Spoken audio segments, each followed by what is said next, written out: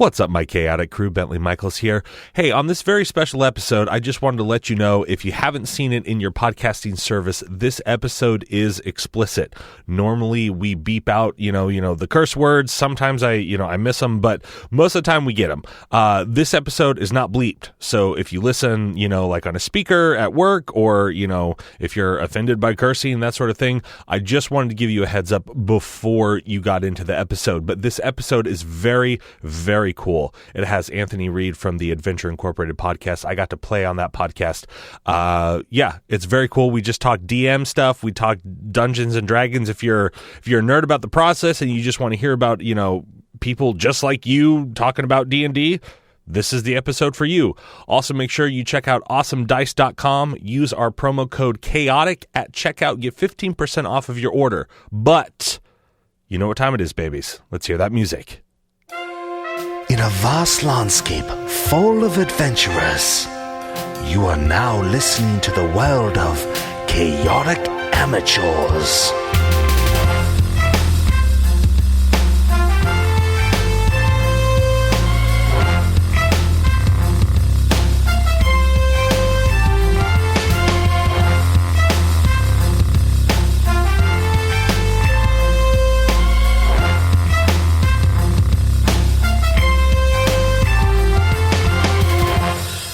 And what's up, chaotic crew? Bentley Michaels here with a very special Chaotic Amateurs. Oh, remember when we had on old pal Josh Lorimer from the Sneak Attack podcast? We talked D&D, we talked childhood, we talked everything. Well, I was lucky enough to go on another D&D podcast. I got to play on the Adventure Incorporated podcast, and I suckered in their DM, old Anthony Reed, to coming on here and talking about D&D and all sorts of stuff. And I'm thinking this might be a tri-quarterly installment.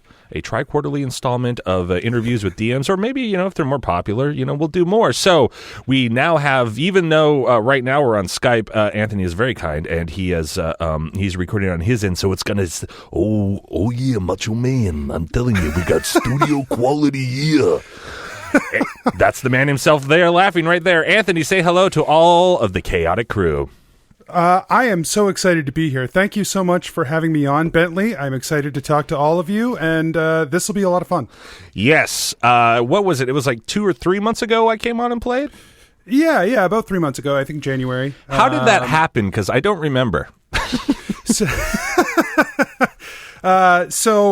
for our Patreon episodes, we love to have special guests come on from other podcasts, just to have an opportunity to hear different voices, to play with some different people. Excuse me. They're all good, like one-shot episodes, and so they're a lot of fun to have people on.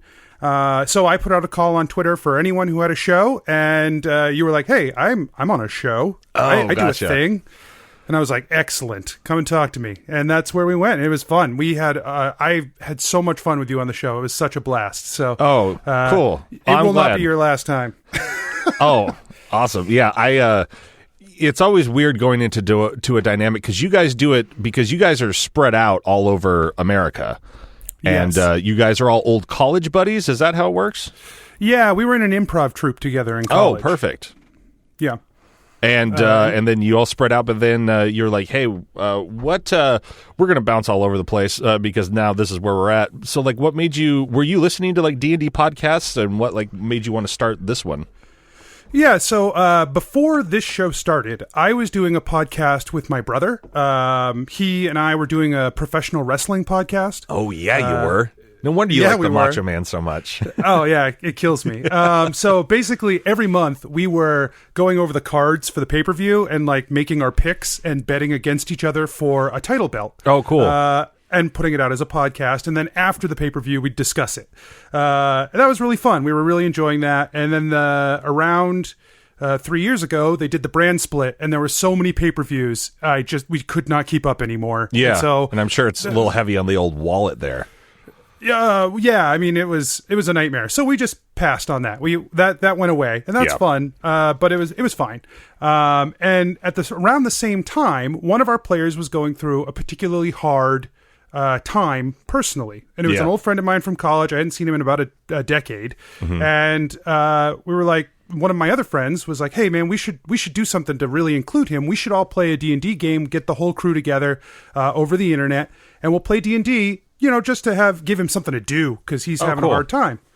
And I was like, we could do that, but we will literally play twice and then never play again, because that's just how trying to put together a D&D group works, as I'm sure many people are aware. Yeah.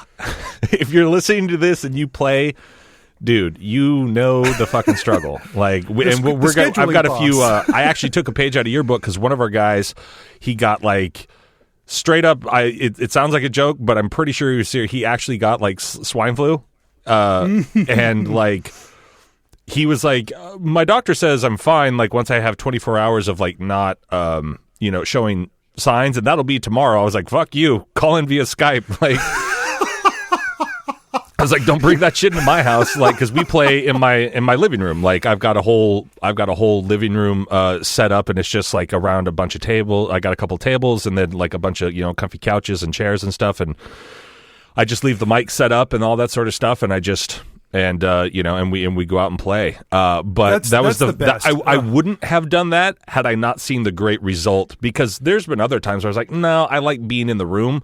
But it was really interesting to me, the actual feel, like you guys have a really good feel, and I guess maybe it's just like, you guys got used to the Skype-ness of it all or whatever, and like kind of like where the lag is and that sort of thing. But it was such a blast to play, because I think we played for like 3.5, almost 4 hours or something like that. Yeah, just about. And it was so much fun. And I didn't think it was going to be that much fun, because I was like, the internet and this. But then you guys are all like on, like, you guys, I saw all of your guys' screens and I could see everyone. What was really weird was, what's the gal's name? Stephanie, yeah. Right. I just know her from her Instagram thing, because she started following me because we both love dogs, and we both have big old... I showed you my dog, my big old bozo dog. Yep. But like, I didn't realize her and the other guy were dating, and they were probably sitting at the same table. So like, how she was like looking over to him on my screen, I kept thinking there was somebody behind me. So if you were to watch video playback, anytime like she would look over to him, I would like look over my left shoulder, like, what the fuck? Like, and that's actually been the biggest, because when we first started the show, they weren't dating. Oh, okay. Like I said, we were all friends in college, but they reconnected because of the show. You guys made a love story? Yeah. What happens when they break up? That's what I said. I said, honestly, when Mike messaged me and told me that he and Steph were starting to date, I said, if you fucking tank this show, I'm going to kill you. Oh, man. Dude, that's so fucking funny. Like, we had because we started, gosh, when did you guys start? We started 3 years ago this week. Oh, wow. Last week. 3 years ago last week. Awesome. Yeah, I think our 3-year anniversary was April Fool's Day, I believe. We started recording before that, but I think our first release was on April Fool's Day. Yeah, same. We had, I think, 3 or 4 episodes in the tank before we started releasing, because I am a stickler. We release Monday morning at 5 a.m. Period. Yeah, ours is similar. Like, we're on Mondays, and like I think before we started, we had 10 maybe in the tank, just because I was like, look, man, we're all gung-ho about it now, but life and shit's gonna pop up, and like, this is a big chunk of time, because we used to only sit down for like 3 hours, but now we sit down from 11 to 4 about once a month, and so we did the opposite. We get 4 hours a sesh. When we started, we were recording for 5 hours, 5-hour sessions. We were still pretty new at it, and so I've learned a lot as an editor. I've learned a lot as a DM running these things. But out of 5 hours, we would pull about 3 episodes. Oh, okay, wow, 3-hour-long episodes. Now we record for 3 hours, and I pull 2 episodes out. Oh, nice. So and they're like an hour and 20 minutes now. So there's a lot less waste. First of all. Yeah. It's worked for us a lot better. Yeah, I've noticed, like, I've gotten it because I've been DMing, so we're on our 3rd season, technically. Our first season was 25, and I was a player, and I had never played before. That's why we're called Chaotic Amateurs. Like, our DM, Rhett, who's now our dwarf, he had played 4 but he didn't know 5. And the other 2 guys hadn't played.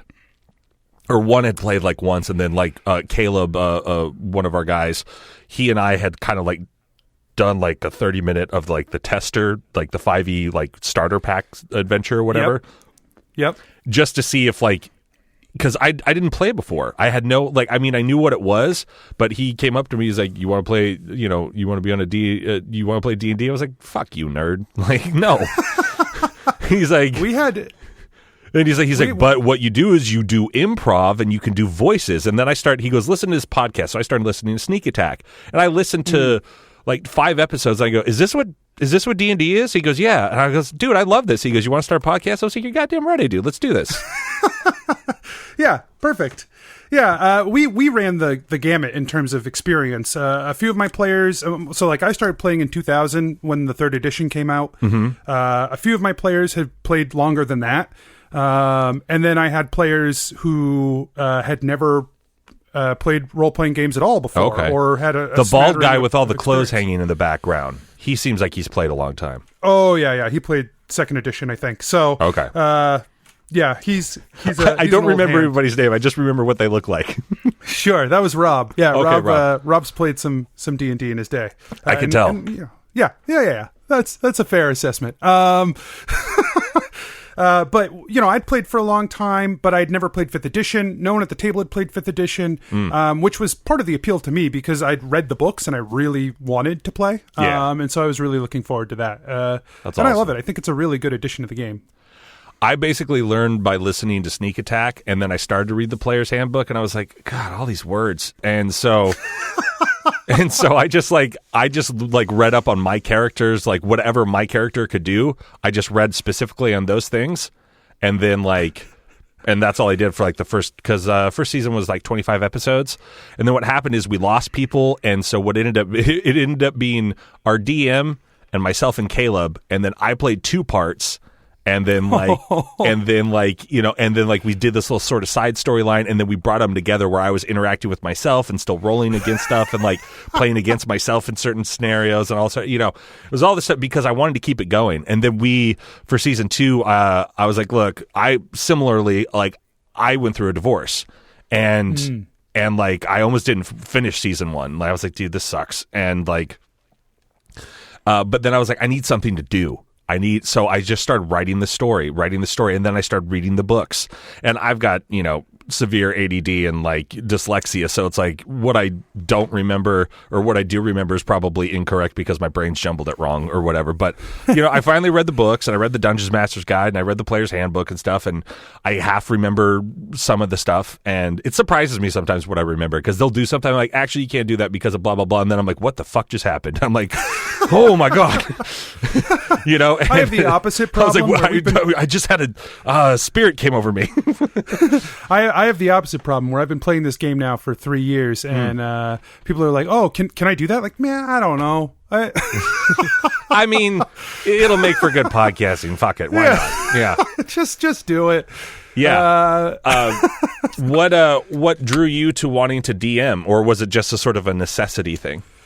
I've been DMing for pretty much every game I've ever played since around 2000. So Gotcha. the first time I ever played Dungeons & Dragons, I was working at a summer camp, a Boy Scout summer camp. Of course. And yeah, obviously. And around every day at lunchtime, there was a break between lunch and the first afternoon activity where people were supposed to take a rest or whatever. So the staff some members of the older staff had started a D&D game. And, all the cool kids.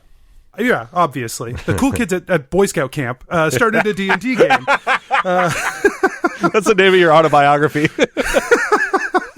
And so I was watching, and they, you know, eventually I got an opportunity to play. I was absolutely in love with it. And so we went and got a book, and the first game of D&D that I played outside of that like one event, that one day, we didn't have any dice. We didn't have a really firm grasp on the rules, and so the DM at the time just made up the results. If you said you wanted to do something, he just like told you if it worked or not. Oh, cool. Which is not how you play the game, but also was very helpful for just, this is, it really set my mindset of what the game is, which is that it's a collaborative story. As long as everyone is enjoying what's going on, the dice results are just a sort of an expectation manager. And otherwise, it's a game about telling the narrative. So I've always been a DM after that point. I've never really play in games. I'm always just running them. And so it was easy for me to be like, yeah, I'm happy to run the game. This is what I want to do. This is my thing. So I'll run it. You guys can play it. And we should do a podcast so that we actually do it every week. Yeah. Because otherwise we'll stop. Yeah. I'm actually very surprised about how much joy I get from being the DM. Like, I hadn't played, like, one of our guys, like, he does a birthday session every year for his birthday, Caleb, and so he's created this sort of it's what is it? It's like, I always get the name wrong, but it's like Bucky Muckbuckle Detection Agency, and it's like this tinkerer guy who is our dwarf character, but it's a totally different guy. And so we had this really cool, like, 6-hour adventure on his birthday last year, and we recorded it all and we released it in between seasons 2 and 3. And we're doing it again here in like a month or something, because it's his birthday again.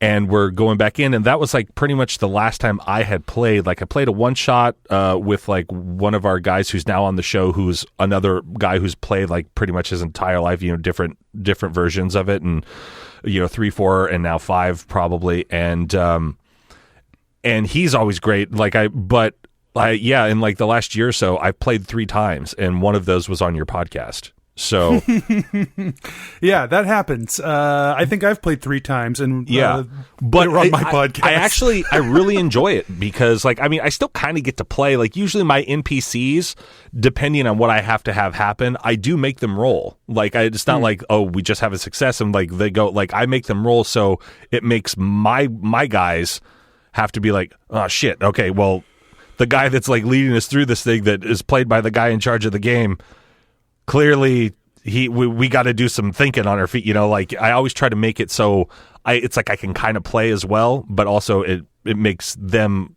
have to like be a team and do stuff, and it's not just me being like, and this guy knows how to go through every door, and this, whatever. Sure. I learned by playing on some of our Patreon episodes where some of the other cast members took over DM duties that I'm actually just like a mediocre player. And I have a very hard time not having my DM brain on now that I've been doing it so long. So I'm pretty happy in the role that I'm in most of the time. I still, every once in a while I like to play a character. It's fun.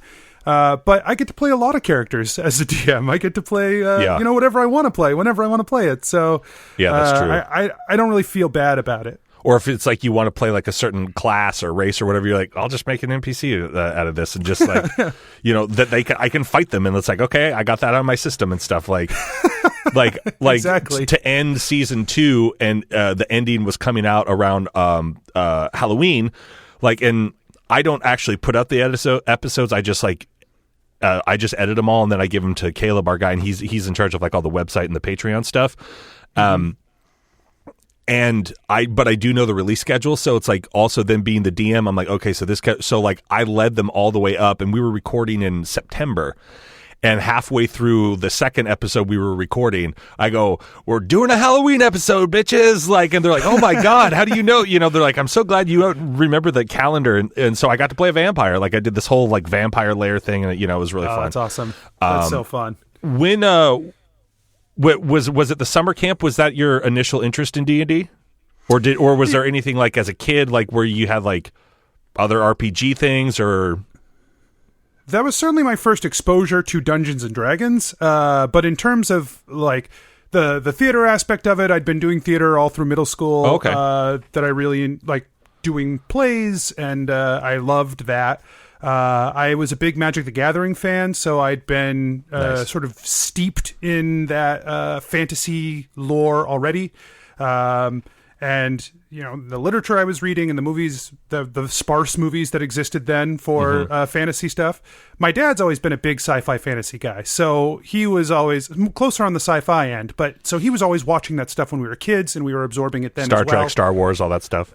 All that stuff. Yeah, like anytime we had cable, which was often on sporadic in the old days. Then I was always on the Sci-Fi Channel watching awful sci-fi movies that were basically the bedrock of my childhood.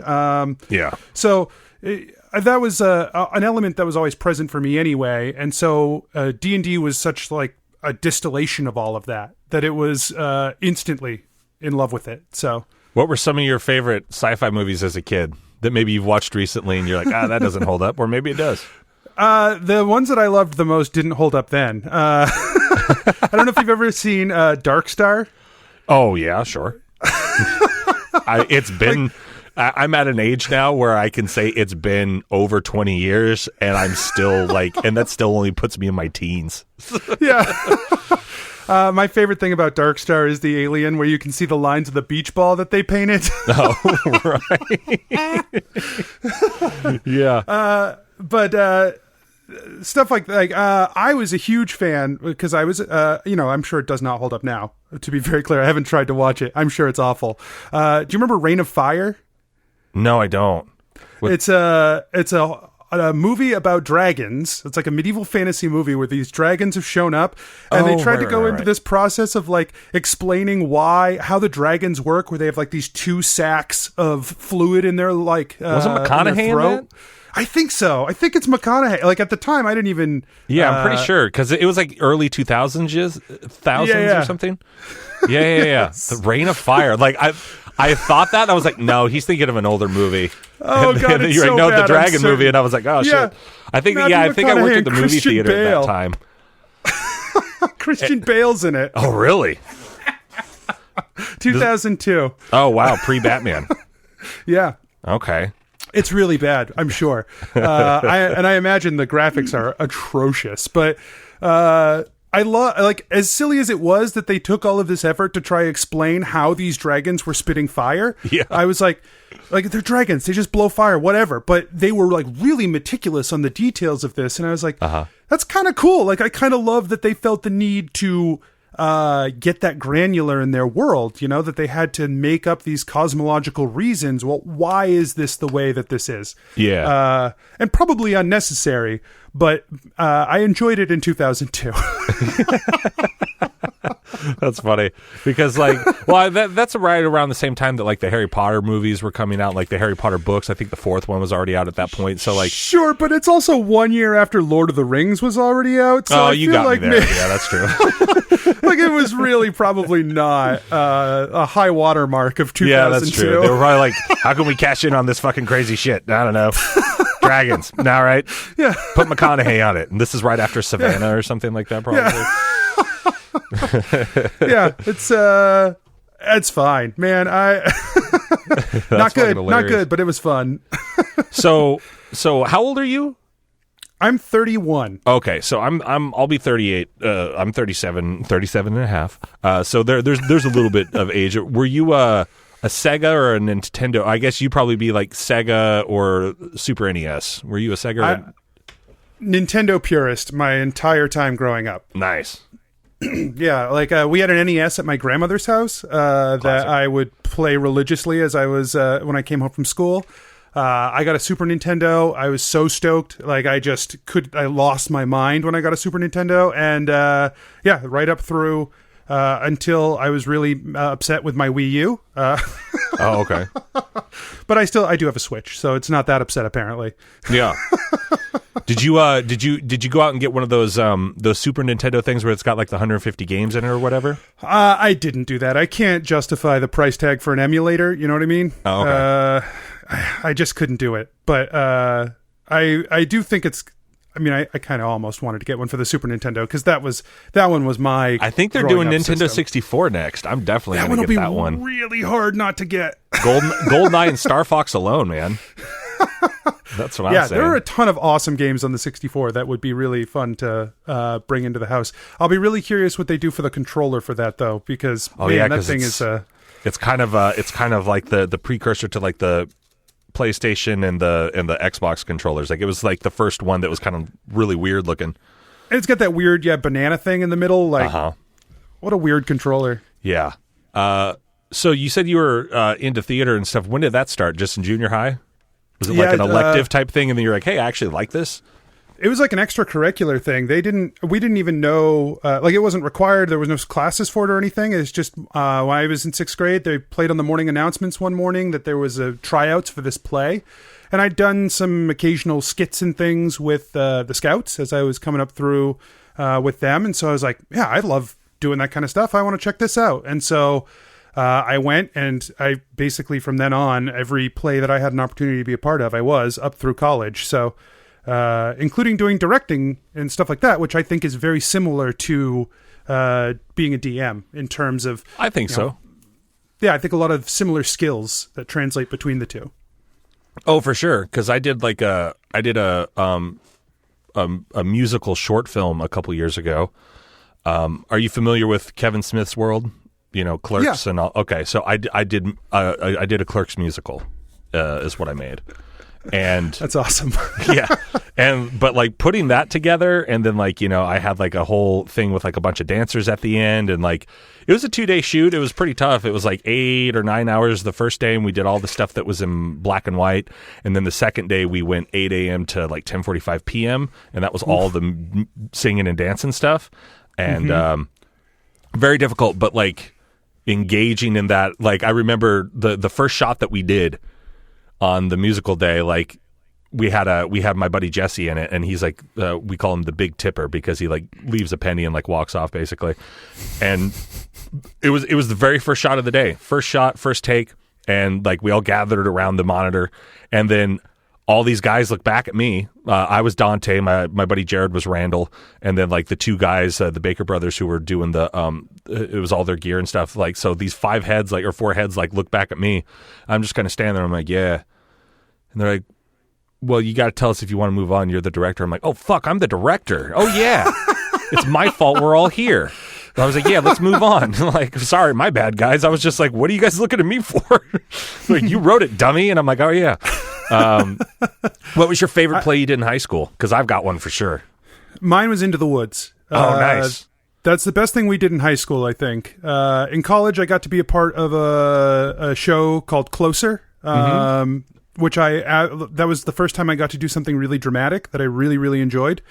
But high school, Into the Woods is such a fun show, and it's hard, and like the music is very challenging. The show is long, and it's I think really interesting for the audience because it breaks a lot of tropes halfway through. I just love it. I think it's a fantastic play. Yeah.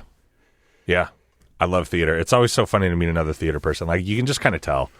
Yeah. Like, I'm not great at memorizing lines, but which is why I was always like in my high school plays, I was always like this utility person because I tap dance and I can do like all this weird stuff. Like, they always found a spot for me to do something weird, and do the splits, or do be a character that didn't have a lot of dialogue, basically. Like, my senior year, our drama play was called In 25 Words or Less. It was about like all these people that won this trip, and then it kind of turns into like this Scooby-Doo like murder mystery thing.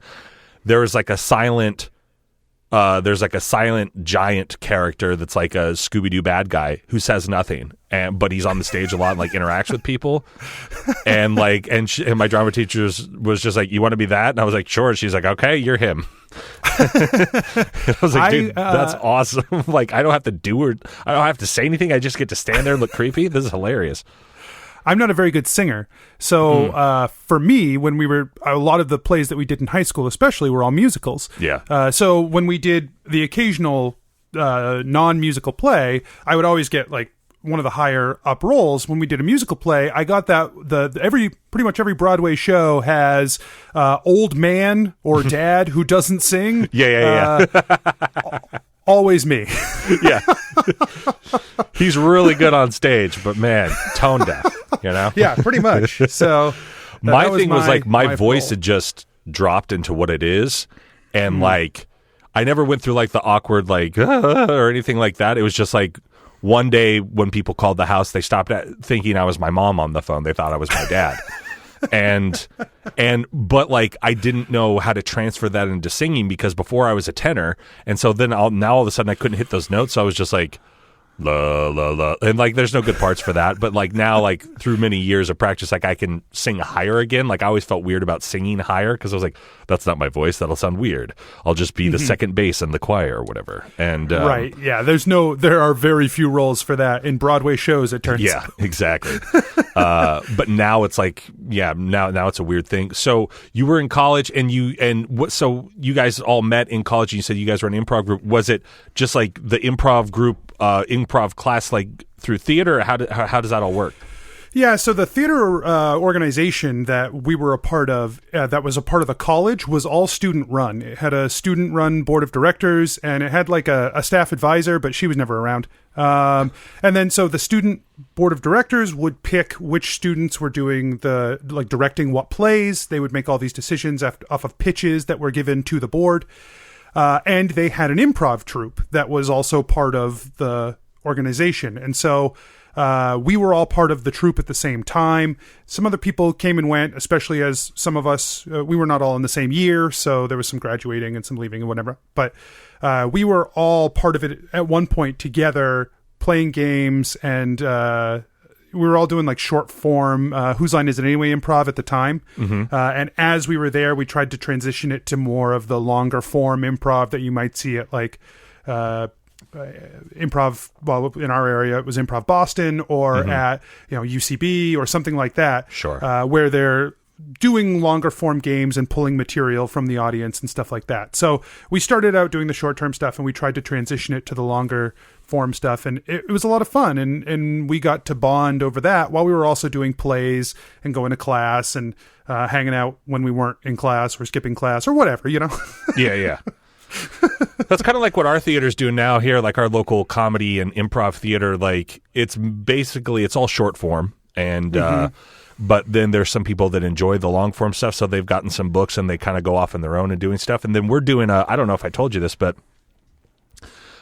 myself and one of my players, we actually spearheaded, we're doing a live D&D show, an improv D&D show here in May. And that's awesome. Yeah, it's going to be cool. Like the way we have it structured and set up is like we're using this thing called Dungeon World, so it's like 2d6 and like the Powered by the Apocalypse game, right? Powered by the Apocalypse? Yes, I think so. And and we're using that, and we've got a guy, and I did a show back in December that was sort of similar, and I asked him, I go, hey man, because he lives local, and I was like, hey, would you want to do something like this, because we're trying to think of it, and I think that structure, the way that you ran it, is very good. And he goes, yeah, so he's got an adventure for us, and then what's going to happen is some of our encounters become short form games, and he's an improv guy as well, so he understands the games or whatever. So like our group of 4 people are going to come across like certain whatever it is, the trap in the dungeon is actually like a short form improv game, whatever that's super fun. Yeah, so like because I've seen some sort of longer form games there where they do like sort of like an Armando-ish type of thing, and then it's like they just do a bunch of scenes based off of it or whatever for like 10 minutes, and then it's like they come out and they get like another suggestion, they do sort of that sort of thing. But and it was like the audience was kind of like, the audience wasn't ready, they weren't used to that because they're used to like our short form games and that sort of stuff. And that was what we ran into a lot too. Yeah. Was that the audience, especially of all college kids, which is what it was. Yeah. They just wanted to go and see the short form games where we mostly made jokes about Rob. Yeah. So yeah, we've got a couple of those in our theater too. Where you just kind of pick on them, Yeah. That was the bit. yeah.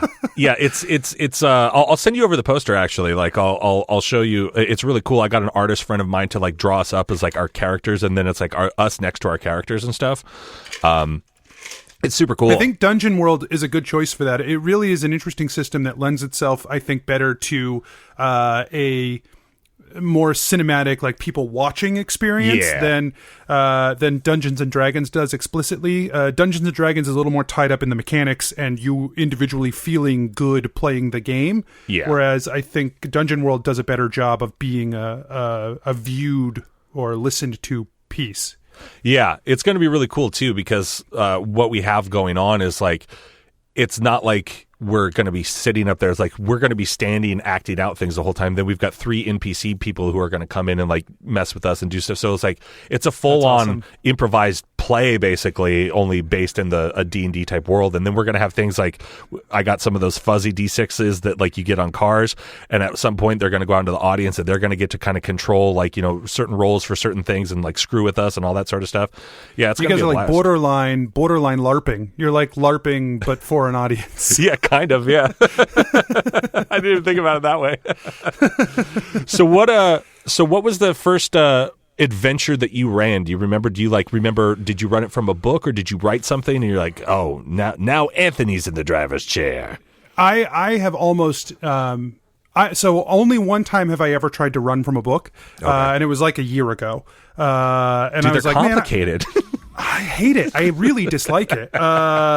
You know, and it probably because I've done nothing but run my own stuff for so long. Yeah. That when I sat down to do the book, I tried to sit down with my family and do the Lost Mines of Phandelver. And they're all fairly experienced role players.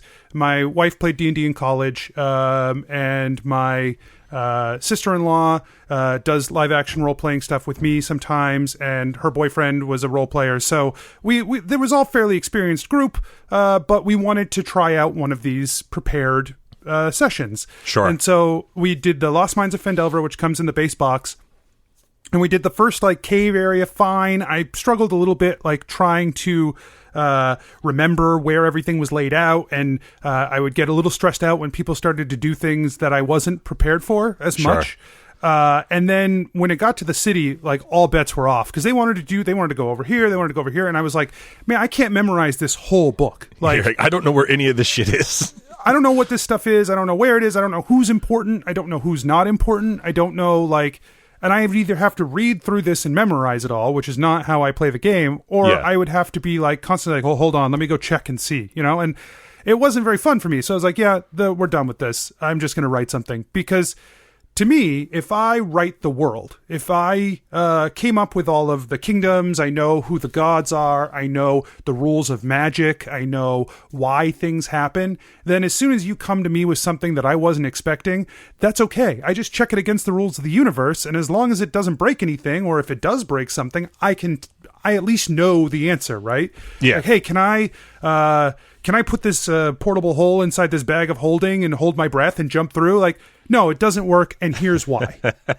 Right? I don't know. That sounds like a fucking dope idea, though. So there's like, as long as I've built that, I can feel relatively confident that I'm in a good place. And I don't want my players to know more about the world than I do, because that puts me in an awkward position where someone can say, well, no, that's not, the Sword Coast doesn't have that. It's like, well, yeah. Shit. Well, like, whoops. Yeah, I've I kind of do the same stuff. Like, I mean, we created this world. Well, I didn't. Rhett did originally, and then I was like, I'm just going to build on like this idea that he started. And so I really expanded the world in season 2 and in season 3. Like, we were only on one tiny little landmass for season 1, and then I gave the world a name. I gave it all this backstory with like the dragons and this whole like intergalactic sort of chess game, like gods playing for worlds and that sort of thing, and all this stuff that's like affecting what's going on now. And you know, and I just gave it all of this stuff because it was like, once again, I had read through the book and I go, okay, like these guys know, I understand DCs, I got ACs, I got things, and I made this really cool like 6-panel DM screen, so I've got like everything I need right there.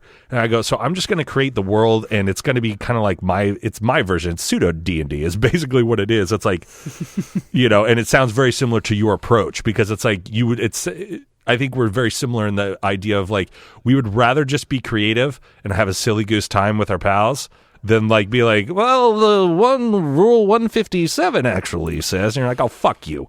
Yeah. I mean, and like I have, like my world is very self-contained, has very strict rules. First of all, every game I've run has taken place in the same world. Not always in the same place of the world. Yeah. It's been, for me, it's been like, oh, I already have all this stuff written, so I'll just expand on it. I don't have to start from ground zero. I can just take what I have written and start to build out on it. And then, so now I have like 4 or 5 continents that I've run games on at various times throughout history that I don't have to draw on them in my current game if I don't want to. But if someone asks me about it, like, hey, I've already got all of this. I've got a map already drawn. I have kingdoms already named. I know what gods they worship. I know who's in power there. We don't have to ever reference it, but if we do, I don't have to like stop the whole game and be like, well, all right, we'll get back to this next week, or just pull something out of my ass because I already have it. Yeah. And it's a shortcut for me because the world we're playing in now was all new. I wanted to make some other part of it, or not the world, but the continent. Yeah, the area, sure. But I have those other things as a reference point if I so choose. Like magic works a certain way, and it only works that certain way because, of all of these factors, some god generated the magic from this thing, that way the world is like serious and has rules and has consistency if anything comes up.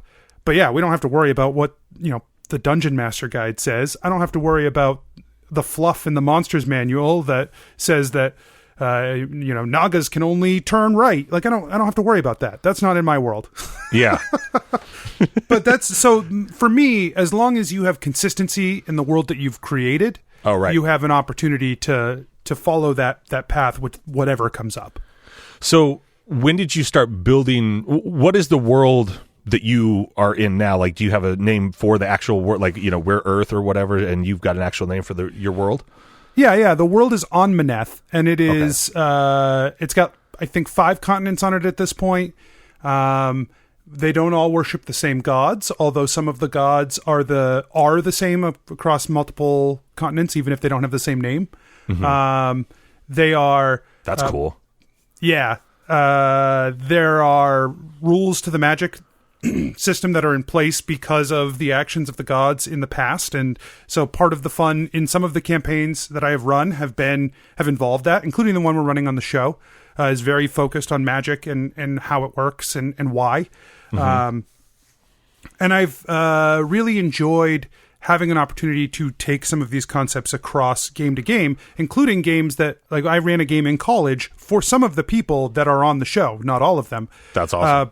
But they have characters on a totally different continent that that has been like really small referenced to now, that is like special for them, doesn't detract from other people's enjoyment, but is like a little cool Easter egg for them, Yeah. And also what's cool, I think, with your Patreon, from what I gathered, this is all basically what I picked up in like that 3.5 hours I spent with you guys. The guys, the folks that your players are playing on your Patreon exclusive episodes do things that affect the characters on the main podcast. Is that correct? That was my goal with that. Yeah. So that anytime how'd you think of Patreon, that? I mean, it's like, it's a basic idea, but also to me, when you said that, I was like, whoa, what? Oh my God. So this is a weird place that this comes from, but I'm a huge fan of the television show Lost. Okay, great. Yeah. In the 3rd season of Lost, there is a much maligned episode called Nikki and Paolo, where they basically introduce these 2 characters at the beginning of season 3, and halfway through season 3, they show what they were doing on season 1 and 2 that was always just sort of adjacent to what the main characters were doing. And yeah, I remember that episode. Yeah, sometimes some action they took impacted what the characters had done on the main show, even though there was no indication of that at the time, right? It was sort of retconning all of these pieces together. Yeah, that's fucking cool as shit, though. And so I always thought it was a neat concept, even if the execution was mediocre. Yeah. So for me, I was like, hey, if we're going to do bonus episodes of content, I don't want to do anything that I always want the show to be free, and I want people who are listening to the show to be able to enjoy all of the show without having to pay money. If people want to support the show and they want to get extra content, I'm down for that, but I want it to be extra. I want it to be bonus. And so my thought on that was, if these bonus shows are like characters who are tangential or events that are tangential, and they have an impact in terms of they build out the world a little bit, and we can draw on elements from that, or they tell a part of the story that we're not going to get to on the main show, and that we can say like, so-and-so found a magic sword. And that's all we need to say on the show, but we told the story of them finding the magic sword on the Patreon episode. Yeah. That was really appealing to me. We do the same thing with the short stories that we write every month for the patrons as well.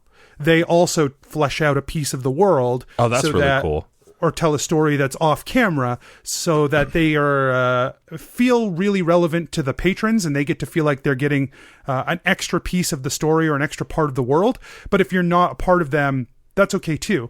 That also came, I worked in a comic book store after high school before college in my gap year. Right. Your year abroad. Yeah, my year abroad at home. I worked in a comic book store, and that's sort of their philosophy with a lot of the event comics also. You know, they have the big event book, and then in everyone's individual book, they have the Avengers event, and then in Iron Man's event, he's doing like a little piece of the puzzle in the background, right? And Captain America's doing a little piece of the puzzle. And that was what I was drawing from to put these pieces together so that we could do the same thing. We could have the main series, and then in the background are all these little pieces that can affect what's going on in the main series. Yeah. When we play like Caleb's thing or whatever, and we release it on our feed, he's doing it around the same time as us. So like, I'm trying to think of ways to like incorporate his story into like what's going on now, but also I'll have 100 episodes of like my idea. I thought it was going to go like 25, and then I was like, okay, I can do it in 50. But then they kept playing, and I kept like, oh man, they're not getting to this stuff. And so it's going to be 100 episodes of like my storyline, basically. Seasons 2 and 3, they're about 50 apiece. And Caleb's,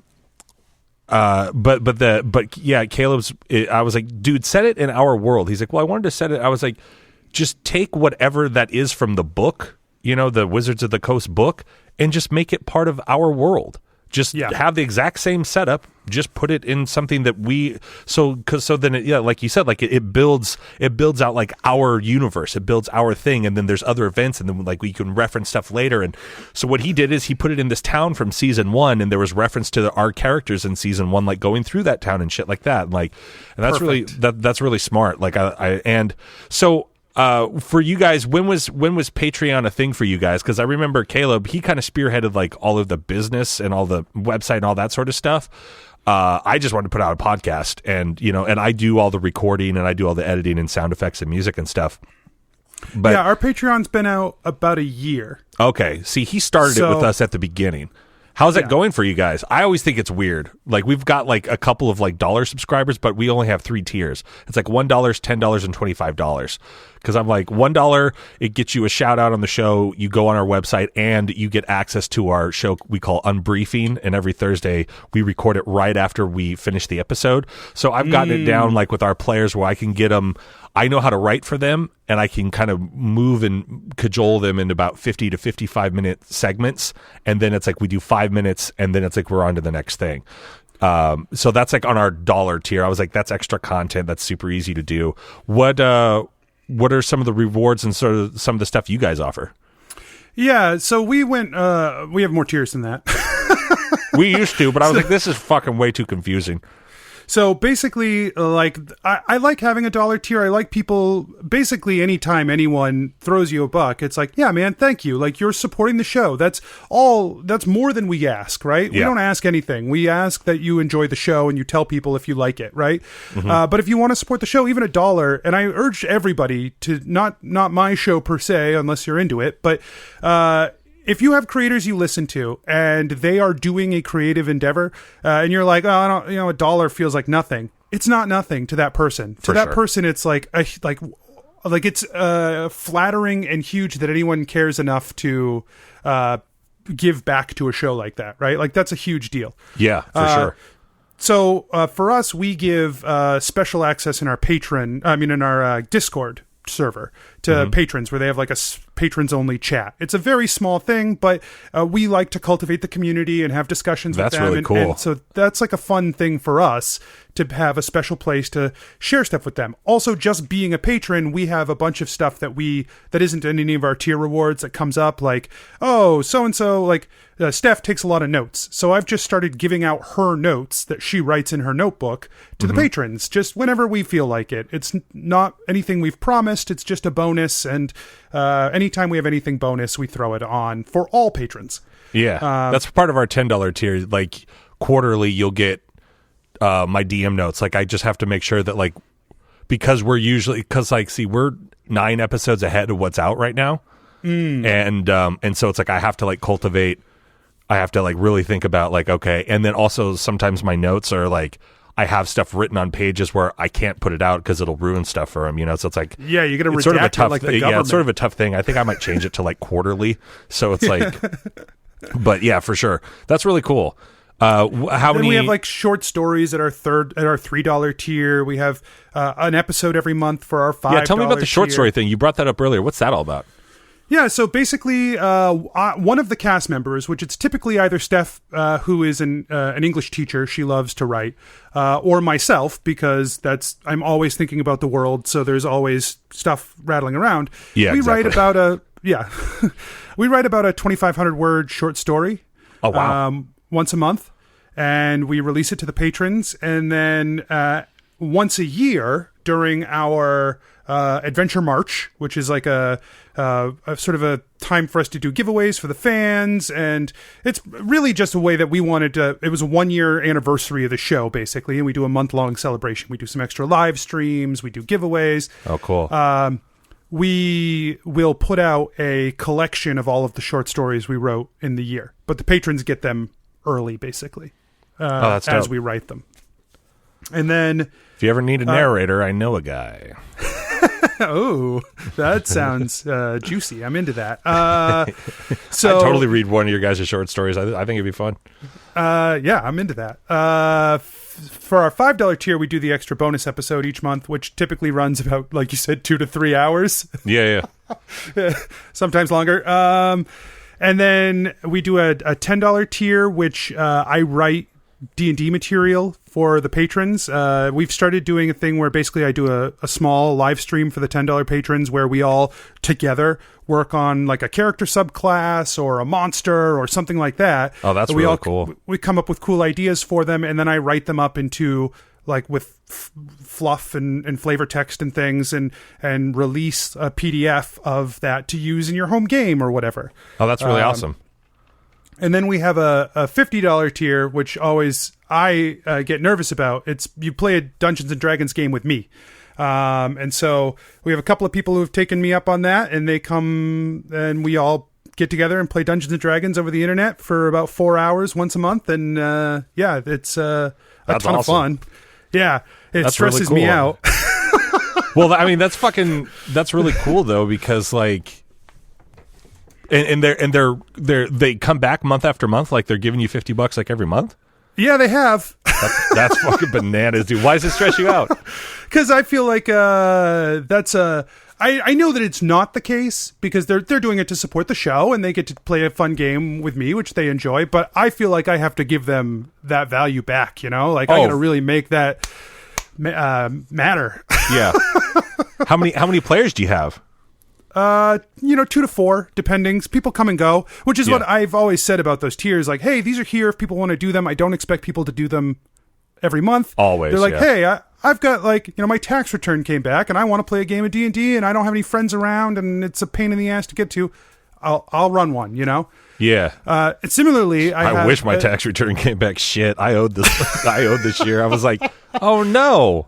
Yeah, that's a good point. I don't want to put that on the world to people because give me your tax monies. A lot of people ended up having to owe this year, which is a bummer. But yeah, I also have a bigger tier beyond that. That's Holy like a fuck. $200 tier. Oh wow, that is like if you've got 5 friends, the 5 of you, it's basically like a small discount, right? Like okay. Instead of one of you paying $50, 5 of you can pay $200, and I'll run an exclusive game just for you and whoever. Dude, that's you're there dope. with. I got to talk to you maybe more off mic about this because, I mean, not that I'm looking for, people to like give us their money or whatever, but we've got a $1 tier, like I said, which is a thank you. Excuse me, a thank you. I shouldn't have had that soda. A thank you, a shout out on the show, and you get access every week to our weekly, wrap up show. Once a month, the first Thursday of the month, we put it out in our normal feed, just so it's kind of like, a little soupçon, little teaser taster out there for people. Just like, hey, this is what you're missing, for $1. Our $10 one is like, there's a DM notes and a monthly 60-ish, well, they end up being about 60 minutes, but a monthly video recap of all the episodes that month, and it's usually me and one other person. We had a person, and then they left, and I was like, well, bummer. But so now all these DM notes are just sitting there. But I'm thinking about that's releasing future content. yeah. And then like our $25 tier is like, which no one has taken us up on. We've got like 6 $1 subscribers basically, and which is fine, which is cool. Like that 6 people want to give me $1, like that's dope. One of them is me, so I guess only 5 people. But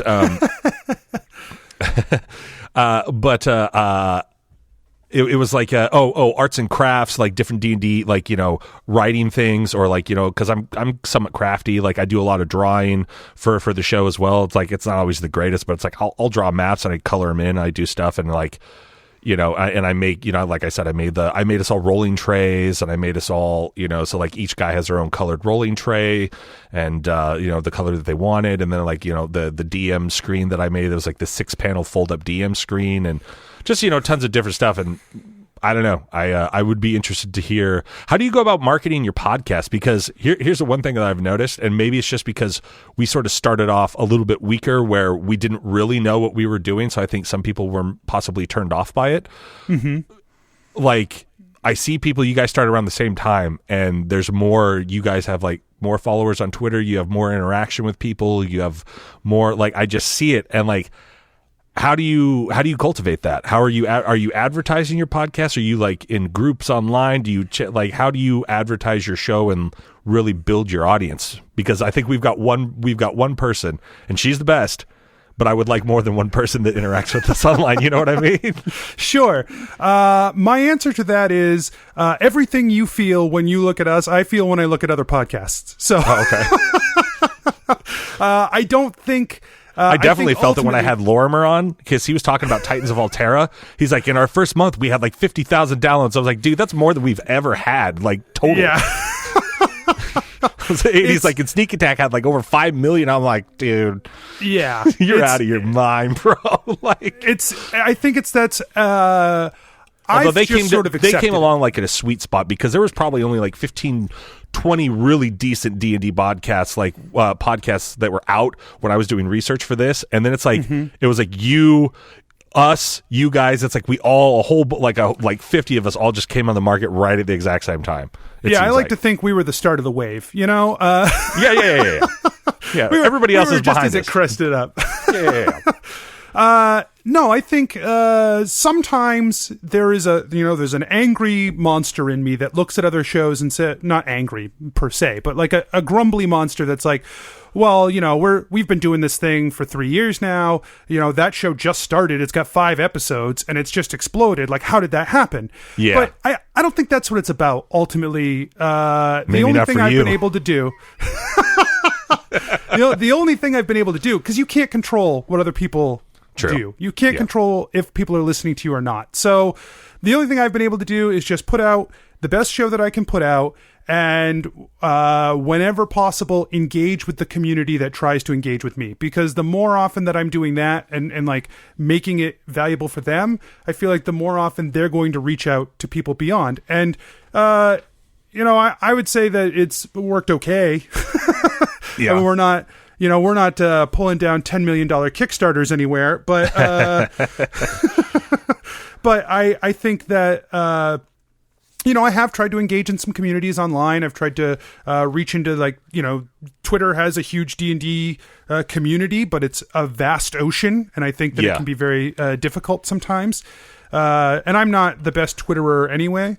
Yeah. Dude, those Follow Fridays when you get on a list and like you open up your Twitter and you're like, oh man, 15 or 15, 20, you know, whatever. And then you just realize you're on a list of like, and it's just the 20 people that were on the list, like thanking me. I'm like, yeah. I mean, cool, thank you, but also like, I don't know, man.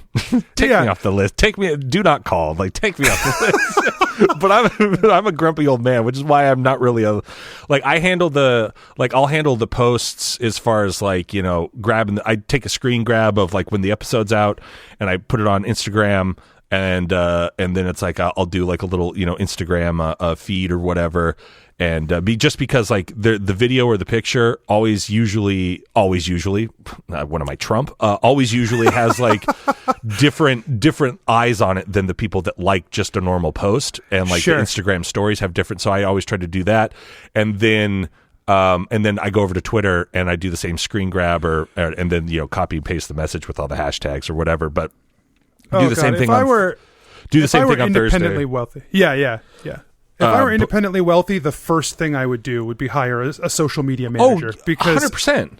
I do not have the patience for it, I think. I would hire like quote unquote producer of the show, which is like, it takes the show, posts it. I mean, Caleb posts everything everywhere, but then it's like somebody that does that, or just somebody that goes, hey, I need you to do this and send me this so then I can post that. I go, yeah, 100%.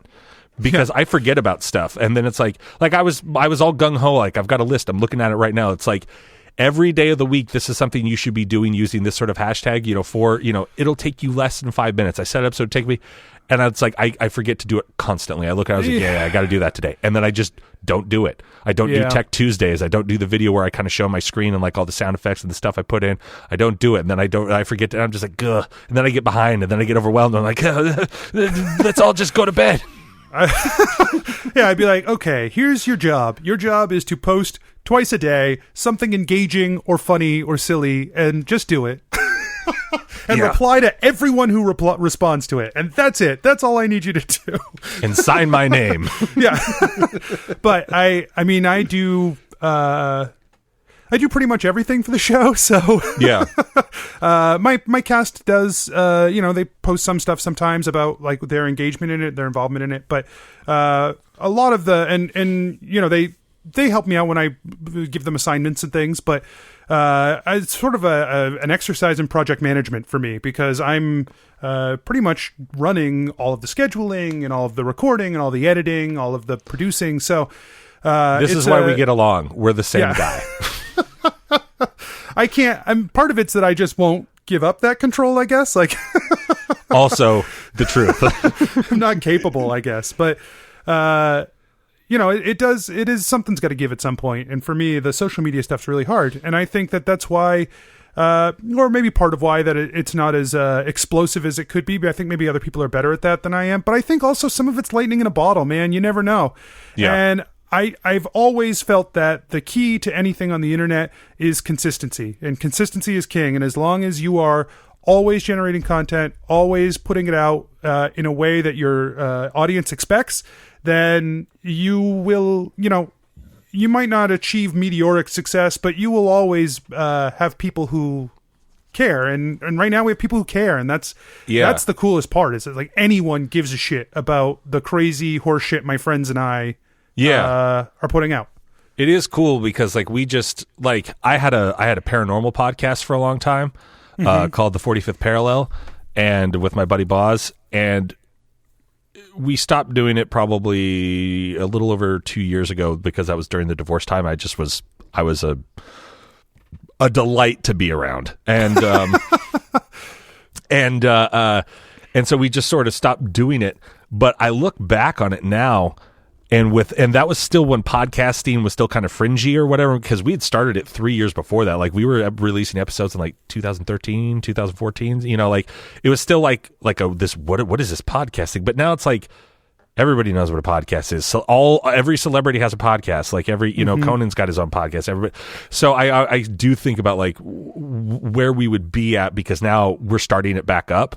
And we're going to do like a curated 12 episode summer thing. And that's fun. But we were getting 3,500 or more downloads an episode. Wow. Yeah, and I was going like, oh, we need more. And like, I think that's the thing, right? Like, I don't, because now we get like 300-ish or so for the D&D podcast. And I'm like, I mean, thank you all for downloading. Thank you to all the listeners right now that are listening to me fucking bitch and complain about like you guys listening to me. I so appreciate it, but I still listen. I go like, but like 35. And I guess the thing that just frustrates me the most is like, I know what we're doing is good, and I know how much fun I have with my friends, and I know like all the laughs and everything, and it's just like I just want more people to listen to it because I know they would like it. So, well, and I think that I mean? ultimately any creator, the whole point of sharing this, right, is to try and get your story out to as many people as possible. And so there's always going to be that frustration. If you had 6 million people, you'd be like, well, what about the other million? Well, what's next? Can't we get it to an even 10? Yeah. What are you doing, America? And so I feel like that's always going to be a struggle, But so I try not to worry about that too much. I check in every once in a while, see like how our numbers are doing. Are we doing like better overall? Are we doing worse overall?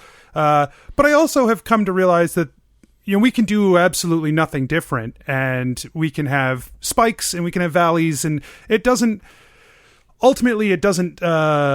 really reflect what we're doing as much as it reflects that person's life, like these individual people's lives. And it's not always a great indicator. One of our biggest months in the history of the show is at our 1 year mark, because we did this huge thing where we're like, hey, we've been around a year. Ta-da. And so we got a bunch of new people downloading a bunch of episodes at once. And so it popped our numbers up super high, and we're like, oh God, what happened? And, okay. And then it went away because they all got caught up, Yeah. Like, do you use a podcasting service or? Yeah, we use Podbean, and okay. I watch other people like who use some other services, and I'm like, man, Podbean does all that for me. This is kind of rad. So that's how Libsyn is too, because that's what I use, and it's like, it gives you the feed for everything. You can manage everything. It gives you analytics like on every single feed that you have, and like all this, it's dope. We don't use it for the D&D podcast. It's all based off of our website, which has none of the analytics that I want, but I just re-signed up 45th Parallel for Libsyn, and I'm like, oh man, this is so sweet, because it's like, it's by country, it's by state, sometimes by town, how many downloads in this, each individual state, like all countries, all sorts of stuff. It's super rad, but it sounds like Podbean is very, very similar to it. Yeah, we ended up getting our own website to go like separate from the Podbean stuff, but I still just upload everything to Podbean, so I don't have to worry about like uploading or XML or anything like that to the website. The website's just a static front to basically provide information about the show and stuff. Yeah. But then I have the podcast uploading elsewhere, and that handles the feed and everything like that. It's much easier. Yeah. I mean, that's what I would have preferred, but I wasn't the guy in charge of it, originally. Because that's what I did with the 45th Parallel. It was on Libsyn, and then it's like I had it set up to where it would show up in the feed on the website if you wanted to like stream it there or whatever. But we were like on all the services. We were on Stitcher. We were on. Did you guys submit for Pandora? So we are on. I don't think Pandora. I think Spotify. We're on. Okay. We did not submit to Pandora, I don't think. We're still waiting to hear on that one. They have a, if you do, they have a, you can't peak above -2. I always keep it at -1, but I was like, oh, interesting. So it's like I had to readjust like our compressors and our ad limiters and all of our stuff. So like now the episodes are going out. Not that our episodes sounds like a lot of work. It was just a couple of knob turns for me, but I like all that sort of that nerdy stuff. So I know nothing about this. Has been probably one of the hardest challenges for me on the podcast, is that I know nothing about audio engineering at all. Oh shit, man. It sounds good. I've gotten lucky. Like I've found a bunch of because I use Adobe Audition, and so I've found some things that have worked for me and made it sound good. I can listen to it and say like, yes, this sounds good, or no, that sounds like garbage. But in terms of like what any of it actually means behind like the engine, I have no idea. So it's always been that's been a struggle for me. I've looked into maybe even like taken some classes on it or something, just because I literally have no idea what's going on with it. Oh man, I can help you out. There's something I interact with like on a daily basis. Yeah, dude. I can give you some easy. I can give you some easy tips, all sorts of stuff. It'll just be a learning curve, but yeah, dude, I can make you a couple. I do like screen grab videos for people. Like I helped out another D&D podcast. This guy like back in December, and he was having trouble with something. Like I saw it on Twitter, and so like I just reached out to him and it was like, hey, I can help you out. What's going on? And he goes, can I call you? I go, yeah. We talked for like 2 hours, and he was like, oh, I think we fixed it. I was like, cool. Well, I'll see you later. And don't remember the podcast, but I hope I didn't listen because I forgot what it was called. But I hope it turned out well for you if you're listening. What are some of your favorite? Because you have a very unique setup on your show, and I really like it because it's like, fuck me saying it. Why don't you just tell us? Because I really like how you kind of have it set up, and then once you sort of explain the show, answer me this. Do you have like an overall arc where you want to go, where you're going to end a season, or is it just sort of ongoing? Yeah, so I fucked up. I built a D&D podcast with the first campaign loosely structured to last 5 years. Oh boy. It turns out that 250 episodes is an intimidating number of episodes if you are not new to the show, or if you are new to the show. So we have about 150 episodes deep into this storyline right now, and we're pretty much on track from what I was intending for us to end at about the 5-year mark. Okay. When we were planning it out, basically what I did was I sat down and I said, what's the story I want to tell? What are the big parts of the story I want to tell? And what are the possible outcomes that the players could create that I can conceive of? Because undoubtedly it'll be one I didn't. But at least if I have some good frameworks, we can see where this story could go, right?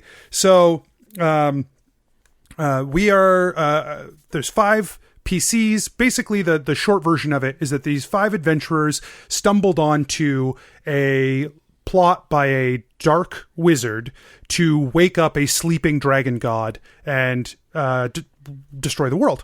Classic. So there's obviously many layers beyond that, but that's the short and dirty version of it. Mm-hmm. And they have been trying to travel around and disrupt his plan in various ways.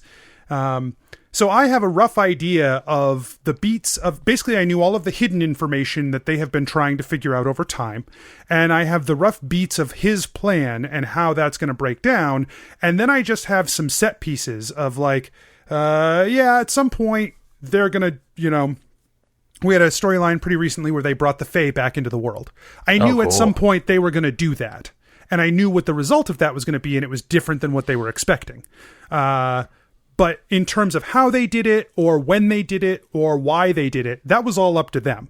Mm-hmm. I knew that I put into the world there that it would be helpful for them to bring back the Fae, so at some point they were going to want to do it, right? And then we got to that set piece, and that's really how I plan out my stuff. Especially now, I don't do any notes anymore for the show. I don't have anything in writing in terms of where everything is going. Early on, I would do, like, when we were preparing for a session, I would do a whole session write-up. And at one point, my session write-ups were like 17 pages long. There's these monstrosities of documents. And I've gotten to a point where I am comfortable enough with the players. They are comfortable enough with me that they know what we're doing. And I have enough of an idea of the world that we can just really work it together and improv it together as it's going along. That's nice. It's very nice. Yeah. Because I don't have to write 17 pages of material for every 2 weeks. Yeah. Usually what I end up doing is like I write based off of where we were last at. I mean, like, very similar to you. Like, I know the overall arcing story thing. I'm a little bit more like, I have very sort of specific things I want them to get into, but like, I'm like, it's like, I'll point them in the direction, and then when they finally get there, then they get to get into like this thing that I want them to do.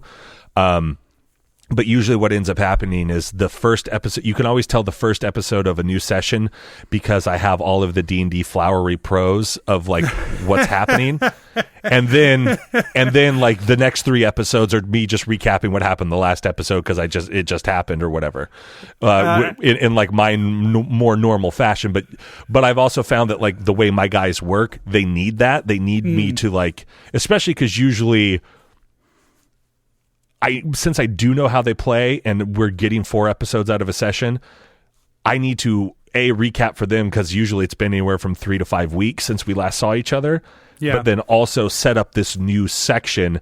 And if I don't do it that way, and it's only something that I started like at the end of season 2, mainly more this season 3, really, because we've got 22 episodes of season 3 recorded at this point, and it's really helped them to understand where they're at, what they're doing, what the objective is, whatever it is, because so much time has passed. Because I don't think all of them listen to the show, whereas I'm obsessed about it. Like, I don't get to enjoy the show until it comes out on Monday. Then I download it like everyone else, and I listen to it, and I go, because other than that, I'm taking editing notes, where to put music, where to put sound effects, where to do whatever. Yeah. And like, so I only hear the show kind of like in pieces. I'm stopping and I'm starting it, and I'm not, and then Monday comes along and I just put on my good studio headphones and I listen to all the music, all the sound effects. And I go, okay, that's what happened. Interesting. And, but like, but it's very similar because then, it's like a half page of stuff. It's like I have a bunch of character names. If there's going to be an encounter or something, I have like the ACs of whatever I need and just like a little bit of thing. And then it's just improv. And then it's just a silly goose time after that.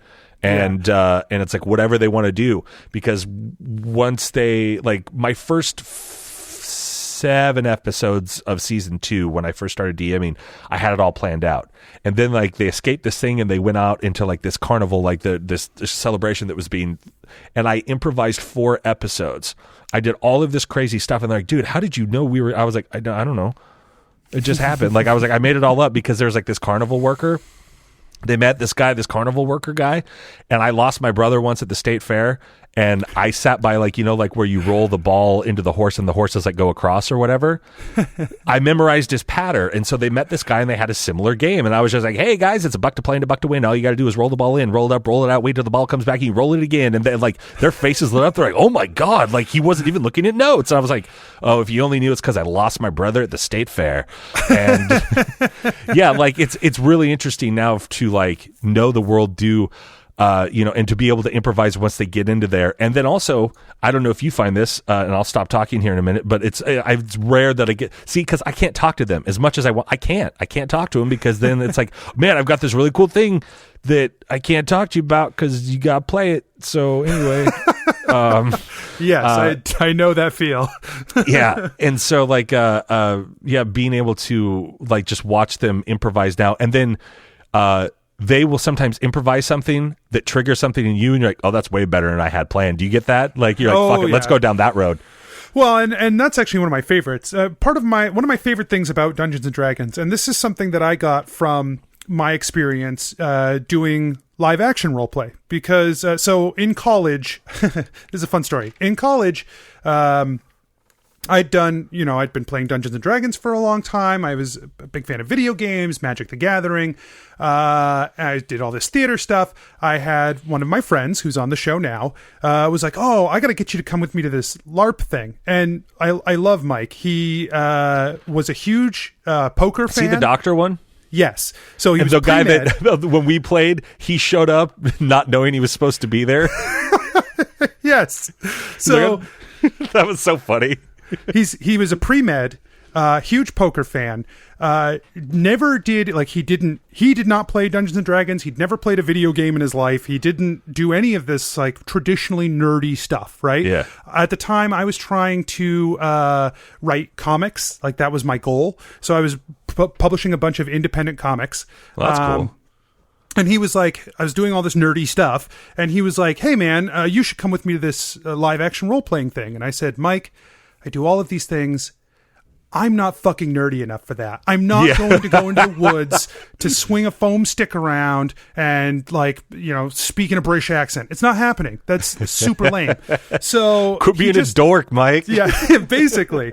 And so he just wore me down over and over again. He finally got me to go to this thing. And so I agree. I was like, yeah, I'll go so I can make fun of it better, you nerd, or whatever. Yeah, exactly. So I go for the weekend. And so basically what it is, from 10 o'clock p.m. Friday night till Sunday afternoon at 2 p.m., you are in character. So people are in costume. Sure. People have foam weapons. And you are in character. There's a group of about 100 players and probably 30 NPCs who come out as various people over the course of the weekend. Oh, and geez. 25 minutes in there, I was in love. I was blown away. That's awesome. So immersive because it's 10 o'clock at night. It's dark. You get thrown out there and all of a sudden you hear all of this howling from the woods and a bunch of people dressed as werewolves come rolling into the town and start attacking people. And you're just like, what the fuck is happening? Yeah. Dude, that's hilarious. And so it was really cool. And my experience with live action role playing has informed a lot of what I've brought with me back to D&D because of that level of immersiveness, that all of these other player characters, like if you're new there and you don't know what's going on, you can't tell the difference between a player character and an NPC because as far as you know, it's just another person in the world. You don't know who the staff is or who the NPCs are yet. Any one of these people could be a player or an NPC. Wow. And so that's gone. It's right out the window. You're just part of the world. And so one of the things that's big in the LARP community is the idea that like information is treasure. So they have treasure and gold and stuff like that you can get. But there were these deep plots that were being built by everybody that the treasure itself was like the secrets, right? And the lore and finding out the next hidden thing. And that's like what drew me in the most was like finding out all these hidden parts of the world. And so that's like really influenced what I do on the show. And then you had a question about this that got me to this, and I didn't answer it, but I don't remember what it was either. So. What I was saying is, what I was asking. No, it was like the second part of it was the second. What I was asking you to like explain your show and like the second question, I forgot about it too, but the second question was, and this is also probably wrong when I listen back to this, but my second question was like, nope, forgot it. Anyway, that's fine.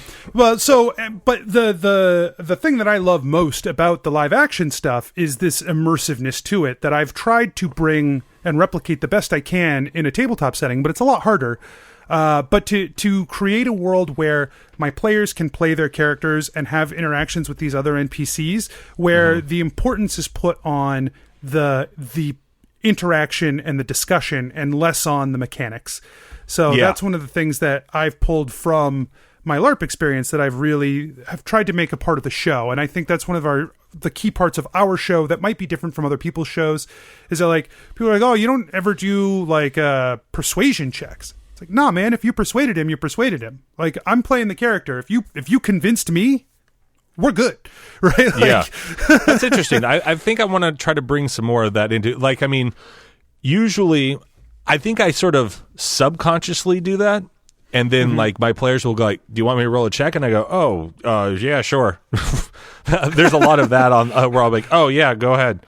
Like I wasn't going to make you, but all right. Yeah. And then then they'll fail sometimes. I go, man, I really, cause sometimes they improvise some lines or whatever. Like I'm going to start taking that into account more, as a DM. Like I watch tons of videos online about DMing and like, listen to podcasts about it. It's always because I'm so new to it. Like, I mean, you heard basically the first time that I played when it was recorded, it was the first episode of the podcast, like for any extended period of time. And so like, I've learned basically on the job and and so that's actually very, very helpful. I'm going to start kind of, unless it's like, cause usually I only put out checks and I only put out stuff when I actually want them, when it's necessary for the story or whatever, but usually like it's just like they're interacting with whomever and they're or if they're trying to do something really silly, I'll like have them roll a check, but like keep it like super low.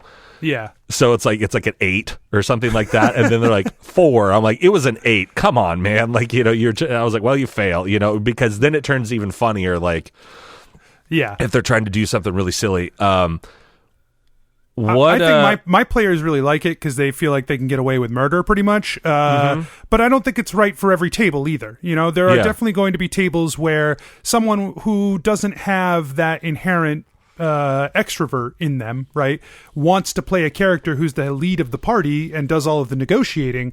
Well, you're going to want to help that player out. You know, you're going to want to bring a little extra to the table for them with their skills. That's why they picked a 20 charisma character when real life they're a 15, you know, or 10. Yeah. I've got a guy like that. He plays our character Ren, and when he first started playing with us, he's a super shy guy. Now he's just like, hey guys, what's up? You know, he's awesome. And his character is developing, but his character, because he hasn't like really had that much, because he was always super nice and sweet, he hasn't had that much like go against him. But recently I've noticed he's starting to get a little big for his britches, and he's only 2'8", and he's got like a dragon hide cloak that allows him to fly. He's impervious to fire damage while wearing the cloak and stuff. Like, he's got thaumaturgy. We say the god's name wrong. It's like, we call him Ulagan, but it's like Urulagan or something, how it's written or something like that. It's like a halfling death god is what it is. But he's gotten a little big for his britches, and so like I've had to knock him down a couple of pegs. Like when he's like communed with the god, he's like, "Are you still happy with my work?" And it's like one of the yes or no answer things. And I kind of went, eh. And he goes, "Oh no!" Like to watch him as a player, he's like, "Oh, he's not happy." Oh, and I also gave Ulagan the Ed Wins voice, so King Candy. He was like, so whenever he calls him, so whenever he does like his commune with him, I go, "You've got Ulagan, talk to me." Like, you know, like I love doing that, like breaking out voices. Like that's probably my favorite thing. What is some, what is some good advice? I mean, you've been dropping really good advice that I'm taking to heart. Like, what is some other, as far as designing an adventure, like maybe it's a one shot, like, you know, do you have any advice for people out there as far as designing like their first adventure, like, you know, that sort of thing? I think my biggest piece of advice is try not to worry too much about how powerful your players are. This is, I think, goes against the grain for a lot of people's advice, but your player. Yeah, all my guys are level 9, except for one. He's level 8, and I'm like, fuck, dude. They surprise. I go, fuck. I forgot he had that. Shit. Well, he just ruined that whole fucking thing. Yeah. Another one comes out. Now he attacks you. Sure, but that's the thing, is that ultimately you're going to be dictating the pace of the challenge on the fly anyway. Right? Yeah. You're making decisions for these monsters. Now, monsters are going to do certain things, and encounters have the potential to be deadly, and they should have the potential to be deadly. But, you know, don't worry about, like, if something is overpowered for your players. All that's going to do is make your players feel cool, which turns out is, like, a feature, not a bug, right? And all of this depends on the game you're playing. Some players want to have like a gritty, realistic encounter where you're trudging through snow for 8 weeks before you can get to the temple, and so all the stuff that comes with that, you know, running out of food and stuff. They're playing a survival game. Okay, fine. But if you're playing like a heroic game, don't worry about whether or not giving your and one of the things I did on the show is my rogue rolls D8s now for sneak attacks instead of D6s because he got this super powerful artifact, right? Nice. It's a lot of power. Ultimately, it's not actually that much power. Like, mechanically, it's not a huge power increase. It's a little one, but it's not huge. But he feels awesome when he does it, right? Yeah. So that's a win. It doesn't matter if he stabs my bad guys for more now. I'll just make bad guys that have more HP. Yeah, exactly. You know, you're going to be balancing against what they can do anyway, but he gets to feel better and feel cooler when he's doing stuff. And as long as, like, that's, I think, what the spirit of saying yes is, to just continue to give players opportunities to feel cool and feel special. That's your job as the DM. You're not their adversary, you're their ally. You're trying to tell a story where the good guys, like, win. You know, maybe they Hopefully. don't win, but yeah, but they feel like cool about it. They feel like it was a fun story to be a part of, in my opinion. Yeah, that's the more I learn about it, the more I that's where I try to go. I try to set them up for success similarly, like our half elf pirate wizard, he has a lot of spells where even if the people succeed, they take half damage or whatever. So I implemented a rule. I went, hey, I'm going to do this where if I roll a natural 20 against one of those things, nothing happens. He doesn't take half damage because it's a natural 20.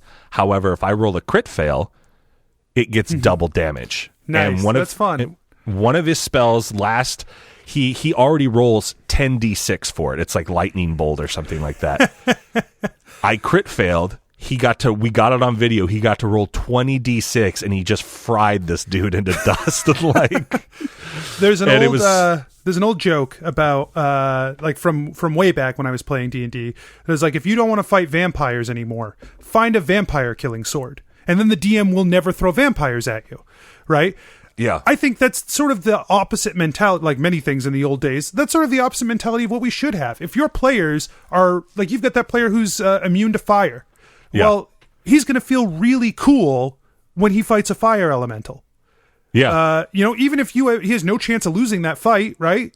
He's still going to feel like a badass because he got to fight a fire elemental and he's immune to fire. And everyone else is like, oh, that fire elemental sure was tough. And he's like, ha ha ha, I feel great. Right? Yeah. Lean into that. Not every fight, obviously. You got to give him challenges, but give you, like, if a player has a high skill in sleight of hand, give them challenges that use sleight of hand so that they have an opportunity to use the skills that they invested in and get to feel cool. That's really smart. I do. That's something I actually have been kind of like, I'm going over the character sheets when I've been designing stuff, like where each guy kind of gets, that was probably my biggest problem in season 2 is like, I didn't kind of figure that out until later. But like now I'm really sort of, because they're hop, skipping and jumping around land masses right now, and they've time traveled. So it's like each thing that they did. What's crazy is that technically they're back in time when they are in a time displacement trunk right now. So like they're back when they were already like being hidden away, so they can roam around the world freely. But time's going to start messing with them here pretty soon. They got to get back, and then like they got to get back in time, and got to get to the end of it, fine. But they're setting up like all these elements right now. They're all these different dragon things, like where it's like they're getting these items of the dragons that ran the 4 land masses, basically, and all this different stuff. And like I do really try now to like make each person a hero, at least once an episode, or like if they improv something or they're like, I want to do this and I think it's a funny idea, I totally let them just like take reign now. Whereas before I was like, no, we have to play the game that I made. And now it's like, I'm like, nah, dude, just, let you be a hero. So, cause then they have more fun on the episode. Like I can hear them having more fun. Like there's more laughs around the table, and that, that causes the other guys to, perk up and like, oh, we're being sillier, or we're doing. Have you guys ever had it? We just had recently the episode that came out on Monday. I had to cut it out. It was 5.5 minutes of arguing because like the map that I drew and the way I explained it were two different kind of ways. It's like in my head it made sense, but it made sense in a different way to another guy, and we just like kept round robin arguing. Have you guys ever had any arguments that you've had to cut out in like the last 3 years? We haven't really had nothing too big. One of my rules that I sent around to the I made up a list of rules when we started the show, specifically because it was a podcast and because some of them are just things I don't want to deal with when I play Dungeons and Dragons anyway. Sure. I was like, look, we're not going to take into account any mundane items. You have as many arrows as you need. I don't care.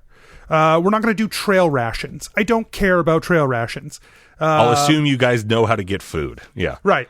I was like, we're not going to take into account weight limits in terms of carrying unless you abuse the system. If you tell me you're carrying 500 ladders, well, now we have an issue, right? But if it's like on a regular basis, I don't care how much you can carry physically. It doesn't matter. But one of the things I said was, if we ever come across a discrepancy, I'm just going to decide in the moment and we'll figure it out later, right? And that way we can just keep playing in the moment. We have a limited time to play. We're just going to do it, and then we'll come back to it later. We have had some confusion from time to time. We don't do any visual aids on the show. Like we don't use Roll20. I don't send them any maps or anything like that.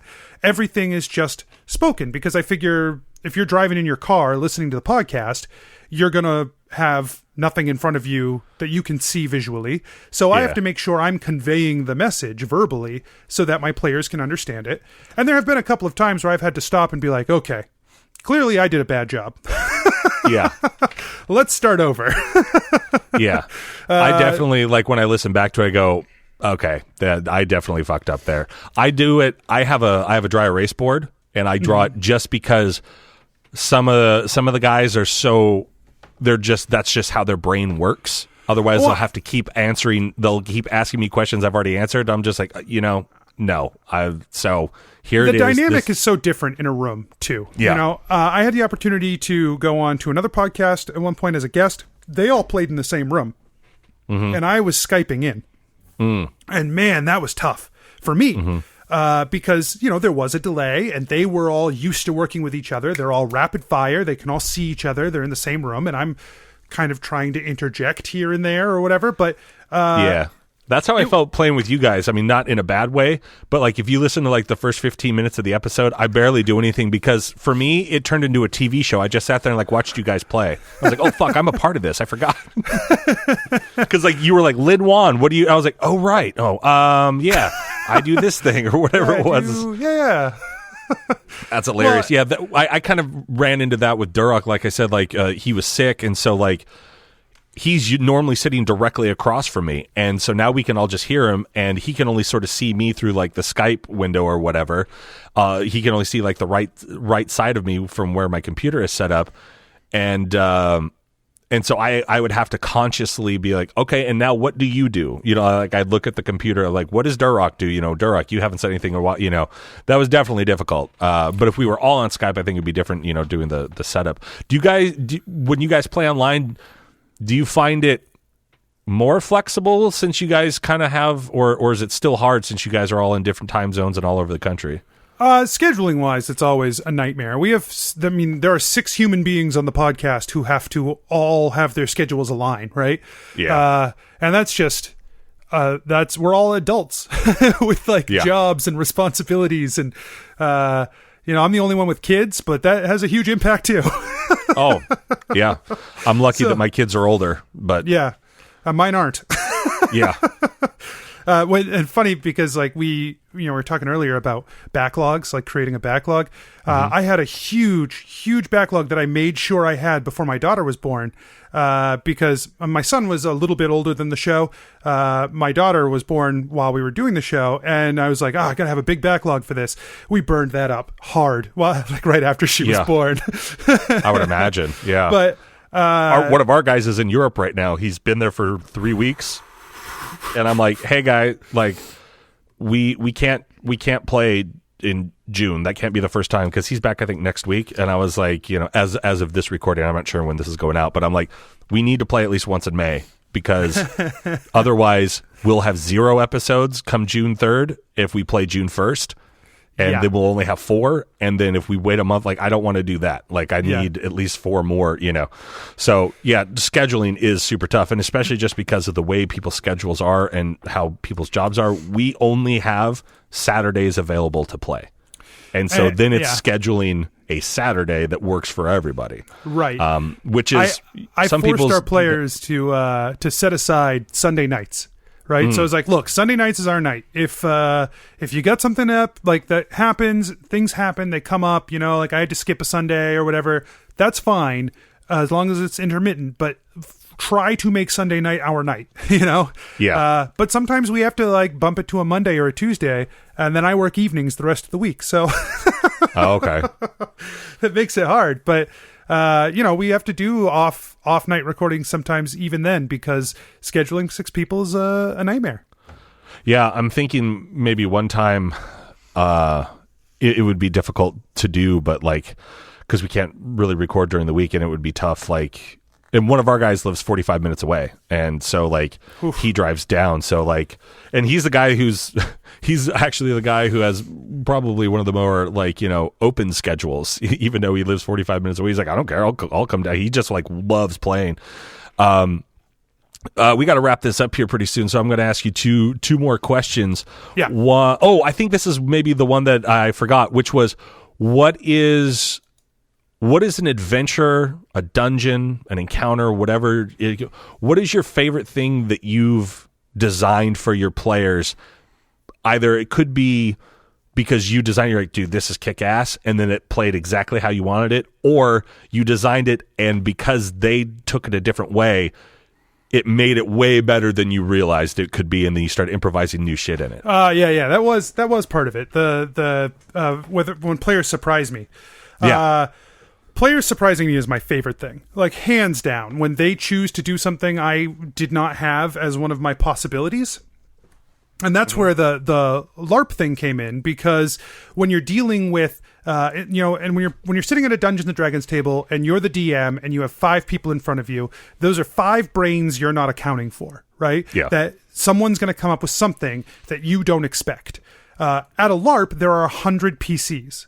So, wow, that means that there are 100 people who can come up with a wild idea that you weren't expecting, right? That's bananas, dude.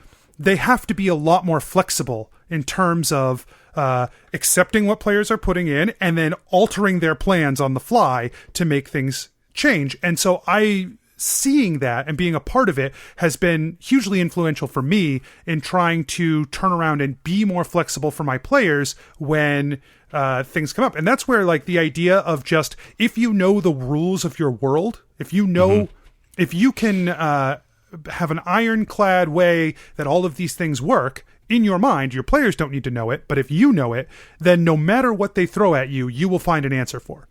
Right? At the very least, you can say, yeah, that doesn't destroy the world. Yeah. That doesn't fuck up everything. Yeah. And so, like, my players many times have come up with some really wacky plans that I've just been like, yeah, sure, let's do that. Okay. It doesn't that, or I've said to them before, like, you do that, it does nothing, and you don't know why. And it would be good for you to go and research why that didn't work, right? And now from it, they have like a whole new thing they're going to go ask NPCs that they've interacted with in the past. Hey, we tried to do this and it didn't happen. Do you know why? You know, my favorite encounters on the show are encounters with, like, I think somewhere around year 1, they accidentally summoned an angel of the god of the plains. And I'm not there yet. I started at the beginning. I think I'm on episode 24 or something like that right now. Sure. So it's like, you're about halfway to what I'm talking about. Cool. But the angel shows up and is only allowed to answer questions on a limited scope, but they can just ask the angel whatever. And it's, all of my NPCs have their own perspectives. None of it is necessarily truth in terms of the game world, but it's truth to those characters. They think they are, from their perspective, they are telling the truth, but it's, most of the time. Yeah. Unless they have a reason not to. But they're telling the truth, and it's up to the PCs to determine, from all of these various sources who might have given them conflicting information about the same things, what the real truth is in between. And those encounters are my favorite, when I get to just sit across from them and answer questions from that NPC's perspective and watch them try to figure out which questions to ask, what things they'll get information out of, what's new, what they already knew. Like, to watch them sort of figure that all out, and that's my favorite thing to run. Yeah, that's really cool. Yeah, I do like that, because I'll catch up with my players, like, every couple months or something like that, and I'll just send them a message, like, text them or whatever, and be like, especially if they just had a really good session, I go, what do you like doing, or like, what is something that you would want to see have happen, or whatever, and just see if I can work it in. But most of all, like, my pirate wizard guy, he goes, I like RP and I like battle. That's what I like doing. I like making shit up, and I like talking to people and figuring shit out, and then I like blowing this shit up. And I was just like, all right, man, cool. And so, like, because we just had, so now, like, taking those things, like, and they are very good RPers. The only thing that I will say is that sometimes they meta a little bit. So, like, I have to be very careful with them and be like, you don't know that. Or like, or like, would he react that way? Like, well, yeah, because of, I was like, but he doesn't know that. So how would he react? Like, yeah. That's a interesting thing. That's awesome. So my final question for you is, why was my episode of the Patreon the most beloved? Well, your episode of the Patreon has very interesting. I can't wait for you to get to the point where it kind of slots in. It has very interesting game world implications. Oh, yeah, because you were kind of saying stuff about that, and I was like, I don't know, I'll figure it out eventually. But like, that's awesome. One of my I love. Again, I'm a huge fan of Lost, the television series. So anytime that I can drop the plot bomb on my players, I am giddy. So at the end of your session, a character made a deal with another character that happens off screen, but she comes out and basically announces it. And all of the players, like you didn't know what was going on, but the other players who are regular players on the show are just like, oh no. Oh, no. I think I remember what you're talking about. And I was like, all right.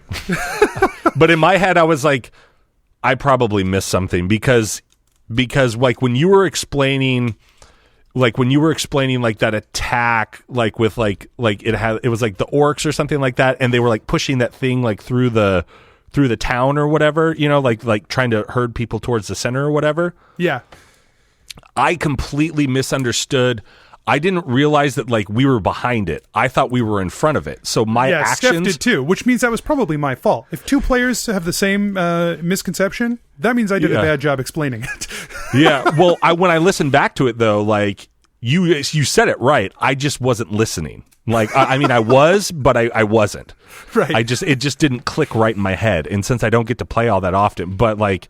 Yeah, no, but I do remember that because I think it was nearer the end or something, right? And it's like, whatever character, I forget. Yeah, and everyone like was like, what? And I was like, what? Fuck, I probably just missed it again. It was probably something at the beginning where I was just like watching them play and like this means something to them because they all know what the hell's going on. And I was like, I don't fucking know. And we still have not circled back necessarily to address that in game. And I'm very excited for us to get to that and to have the patrons who already will have that little bit of insight. They'll know. That's dope. And then the new player or the regular listeners, the listeners who aren't patrons will get the same picture, but they won't have it. They won't have the build up to it, Yeah.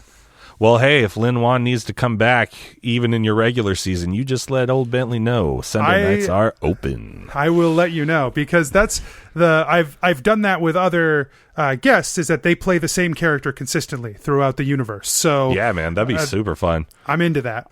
I've never played a monk before, so it was interesting, like having to be kind of like up close and that sort of thing. Yeah, and also like it's a weird thing because you play over Skype.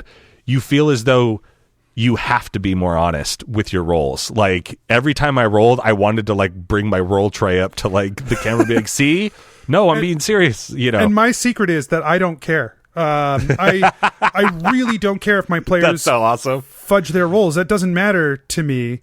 Per se, like, if you're like, oh, I nat 20, I nat 20, I nat 20, I'm like, okay, well, like, where's the fun here, right? Like, if you need to cheat that badly, you need it more than I do. That's super funny, yeah. Because like I got a couple of them, like, and I was like, are they gonna think that I'm fucking with them or something like that? Like, yeah, it doesn't. That to me is like, I'm not a purist of the dice, It's whatever the story is telling, then go for it. But I also like, if you're rolling dice, roll the dice or whatever. But if you cheat, I don't care. And if anybody out there listening right now wants a 15% off, go to awesomedice.com and use our promo code chaotic at checkout to get 15% off your order. Roll those dice. Anthony won't care. Anthony Reed has been very, very fun talking to you. He is the DM, the man behind the scenes, the man behind the curtain of Adventure Incorporated, out on pretty much all podcasting where you get podcasts from, correct? Yeah, apparently not Pandora. Go find us somewhere else, Pandora people. Yeah, you Pandora dummies. We're not on Pandora yet. We're waiting to hear back. Pandora, we love you. It was a secret. No, it's fine. Please don't leave us. God. And you're at Adventure Inc. on Twitter and Instagram, or? I think it's Adventure Inc. Pod, at Adventure Inc. Pod. Okay, I'll make sure it's all right in the liner notes. Yeah. And then if anybody wants to follow you personally on Twitter or Instagram, where are you at? Just follow me at Adventure Inc. Pod, because if I can't use the Adventure Inc. podcast Twitter, I can barely use my own. You know what I mean? So that's just the best place to get. If someone's posting there, it's me. And if you want to get in touch with me, go there. Bentley, this has been so much fun. Thank you so much for having me on for this. Yeah, it was a blast. It was dope. I love talking to other crazy people. So I could just talk about D&D for hours and hours and hours. I know. It's the best. I actually have something I want to tell you about off mic because my players can't hear about it yet. Ooh. So, ladies and gentlemen, that has been our extra show, little DM chat. Maybe is there a DM out there that you want to hear from? Is there a podcast? Reach out to them, and then I'll reach out to them, and then we'll reach out and touch some. No, that's bad. Okay, so for this episode of Chaotic Amateurs, I've been your host and interviewer, Bentley Michaels. Grab your swords and keep on adventuring. Follow us across all platforms with Chaotic Amateurs. Please subscribe, rate, and review our show on your podcast app of choice to help us climb the charts and find new adventurers. Or become a patron on Patreon to help our heroes continue their quest. Thank you for listening to Chaotic Amateurs.